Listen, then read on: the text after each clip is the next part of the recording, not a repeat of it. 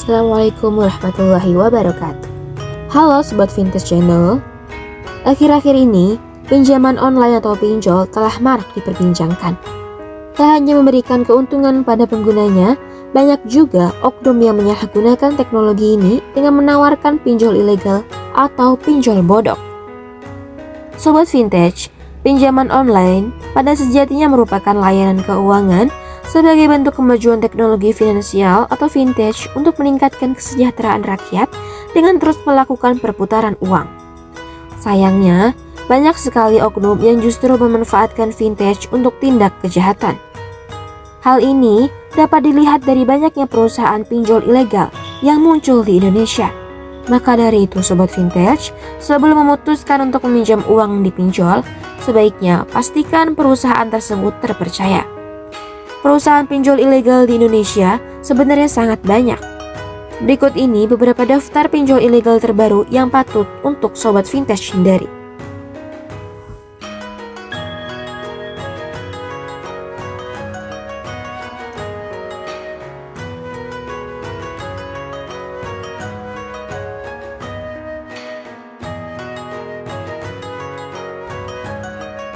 Sobat Vintage, untuk menghindari hal-hal yang merugikan dari pinjol, berikut adalah sejumlah tips untuk menghindari pinjol legal terbaru yang ada di Indonesia.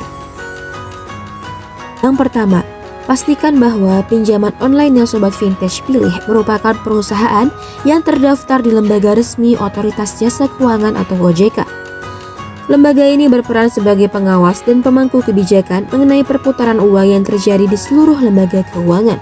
Dengan demikian, pinjol yang terdaftar melalui lembaga ini dapat dipastikan aman, Sobat Vintage.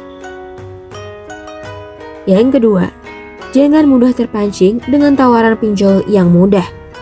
Pinjol ilegal biasanya melakukan penawaran melalui SMS atau WhatsApp yang ditujukan untuk orang yang masih belum melek teknologi agar tertarik untuk pinjol ilegal.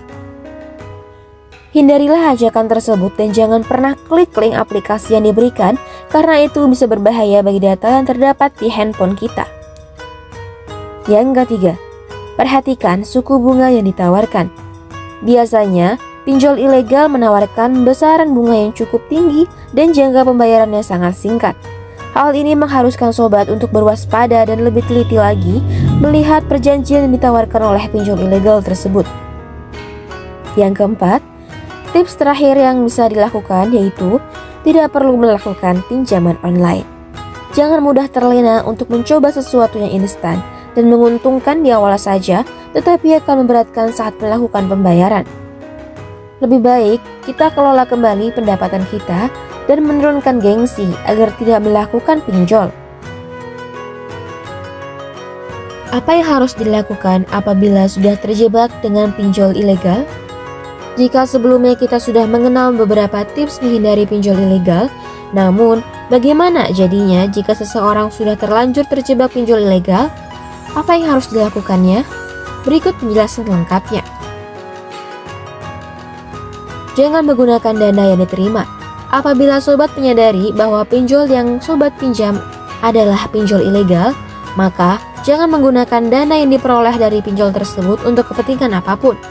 Hal ini dilakukan untuk menghindari kemungkinan terburuk dari penipuan dan bisa mempersiapkan diri bila dirasa perlu untuk mengembalikan dana tersebut.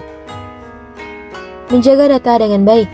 Pinjol ilegal biasanya akan memanfaatkan data pribadi yang diperoleh untuk melakukan penagihan atau teror. Sobat harus bisa menjaga data pribadi dengan baik, misalnya memberikan watermark atau foto data pribadi yang dikirimkan sehingga menghindari kemungkinan pencurian data. Laporkan ke pihak berwajib apabila sobat menemukan pinjol ilegal. Karena pinjol ilegal tidak terdaftar di pemerintahan, maka pihak berwajib berhak untuk menindak pinjol ilegal tersebut dan memberikan hukuman kepada pengelola pinjol tersebut. Itulah beberapa tips untuk menghindari pinjol ilegal yang perlu diterapkan. Selain itu, sobat juga perlu mewaspadai kehadiran perusahaan keuangan yang mencurigakan. Sekian, semoga video dapat bermanfaat untuk kita semua.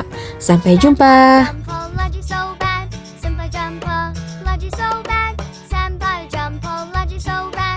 jumpa lagi so bad.